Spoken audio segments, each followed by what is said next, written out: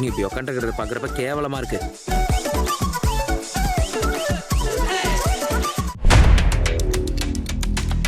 மத்திய கிழக்கில் மூழும் போர் Iran, Hezbollah மற்றும் இஸ்ரேல் இடையிலான நேரடி மோதலாக விரிவடைந்திருக்கிறது. மத்திய கிழக்கு பிராந்தியத்தில் நிலவி வந்த நீண்டகால பதற்றம் தற்போது ஒரு முழு அளவிலான போராக உருவெடுத்துள்ளது. 2026 மார்ச் மாத இறுதியில் லெபனானில் ஹிஸ்புல்லா அமைப்புகள் மற்றும் ஈரான் ஆகிய நாடுகள் ஒன்றிணைந்து இஸ்ரேல் மீது நடத்திய தீவிர தாக்குதல்கள் சர்வதேச சமூகத்தின் கவனத்தை ஈர்த்துள்ளன. குறிப்பாக லெபனானை தளமாக கொண்டு இயங்கும் ஹிஸ்புல்லா அமைப்பு கடந்த 24 மணி நேரத்தில் மட்டும் இஸ்ரேல் மீது 53 இராணுவ தாக்குதல்களை நடத்தியுள்ளது. இதில் சுமார் 30 ராக்கெட்டுகள் வடக்கு இஸ்ரேலில் உள்ள ரோஷ் பினா பகுதியை இலக்கு வைக்கப்பட்டுள்ளன. இந்த தாக்குதல்களில் 27 வயதுடைய இஸ்ரேலிய பெண் ஒருவர் உயிரிழந்துள்ளதுடன் பலர் காயமடைந்துள்ளனர். ஹிஸ்புல்லா அமைப்பின் கூற்றுப்படி அவர்கள் இஸ்ரேலிய இராணுவ நிலைகள், வான் பாதுகாப்பு தளங்கள் மற்றும் ரஃபேல் இராணுவ தொழிற்சாலை வளாகம் ஆகியவற்றை தாக்கியுள்ளதாக தெரிவித்துள்ளனர். ஹிஸ்புல்லாவுடன் இணைந்து ஈரானுடன் இஸ்ரேல் மீது தனது நேரடி தாக்குதலை தொடுத்துள்ளது. ஈரானிலிருந்து ஏவப்பட்ட கண்டம்பிட்டு கண்டம்பாயும் ஏவுகணை வடக்கு இஸ்ரேலினுடைய சஃபாத் உள்ளிட்ட நகர்களை தாக்கியுள்ளது. இருப்பினும் இஸ்ரேலிய இராணுவத்தின் தகவல்களின்படி ஈரானின் தாக்குதல் திறன் படிப்படியாக குறைந்து வருவதாக தெரிகிறது. போரின் ஆரம்ப நாட்களில் நூற்றுக்கணக்கான ஏவுகணைகளை ஏவ திட்டமிட்டிருந்த ஈரான் தற்போது ஒரு நாளைக்கு சராசரியாக 10 ஏவுகணைகள் என்ற அளவில் தனது தாக்குதலை குறைத்துக் கொண்டுள்ளது.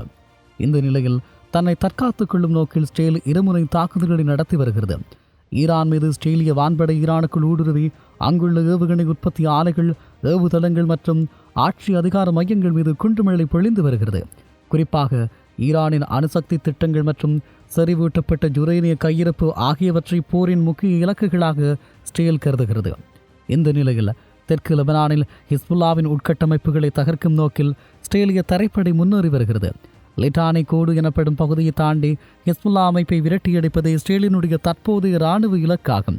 இந்த நிலையில் தற்போதைய கள யதார்த்தம் எப்படி இருக்கிறது என்றால், இஸ்ரேலினுடைய வான் பாதுகாப்பு அமைப்புகள் பெரும்பாலான ஏவுகணைகளை தடுத்து நிறுத்தினாலும் சில ஏவுகணைகள் குடியிருப்புகள் மீது விழுந்து பாதிப்பை ஏற்படுத்தி வருகிறது. இதனால் இஸ்ரேலிய மக்கள் பாதுகாப்பு அறைகளில் தங்கியிருக்குமாறு அந்த நாட்டு அரசு அறிவுறுத்தியுள்ளது.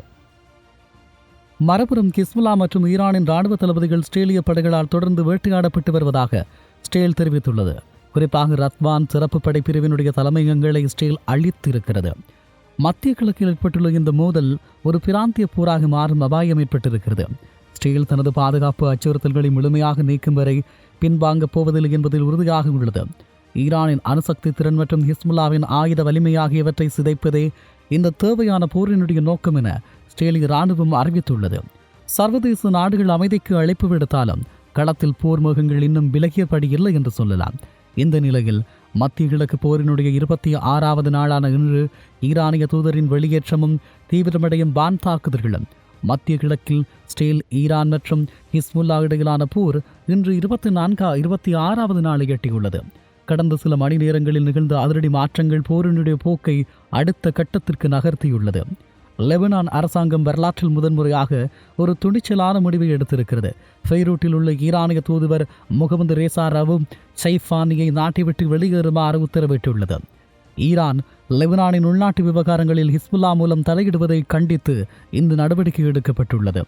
லெபனானின் இந்த முடிவை இஸ்ரேல் வரவேற்றுவதுடன் இது ஒரு தைரியமான முடிவு என வர்ணித்துள்ளது. இந்த நிலையில் இஸ்ரேலிய மின் நிலையத்தை குறிவைத்து இருக்கும் ஈரான் இன்று காலை ஈரான் ஏவிய ஏவுகணைகளில் ஒன்று இஸ்ரேலின் மிகப்பெரிய மின் உற்பத்தி நிலையமான ஹதூரா அருகே விழுந்தது. இதனால் அந்த பகுதியில் காட்டு தீ பரவிய போதிலும் மின் உட்கட்டமைப்புகளுக்கு எந்தவித பாதிப்பும் ஏற்படவில்லை என இஸ்ரேல் தெரிவித்திருக்கிறது. இதற்கிடையில் மத்திய இஸ்ரேல் பகுதியில் ஈரானின் ஏவுகணை சிதறல்கள் விழுந்ததில் பல இடங்களில் மக்கள் காயமடைந்துள்ளனர்.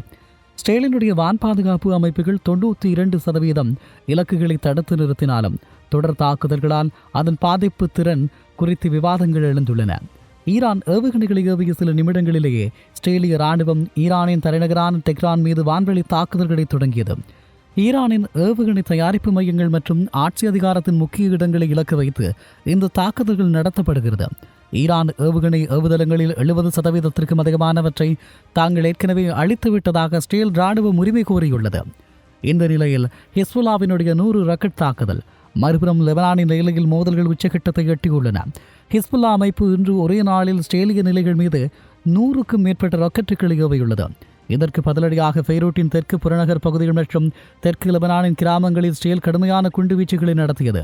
இதில் பல ஹிஸ்புல்லா தளபதிகள் கொல்லப்பட்டதாக தகவல்கள் தெரிவிக்கிறது. இந்த நிலையில் அமெரிக்காவின் அமைதி திட்டம், அதனுடைய இராணுவ நகர்வு என்பன மிகப்பெரிய சர்ச்சைகளை ஏற்படுத்தியுள்ளது என்றும் சொல்ல வேண்டும். சர்வதேச அளவில் அமைதி முயற்சிகள் ஒருபுறம் நடந்தாலும் போர் மோகங்கள் இன்னும் விலகவில்லை.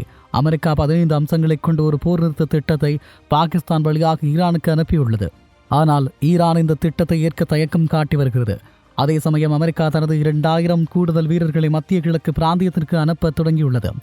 இது மோதல் மேலும் விரிவடைவதை காட்டுவதாக சொல்லுகிறார்கள்.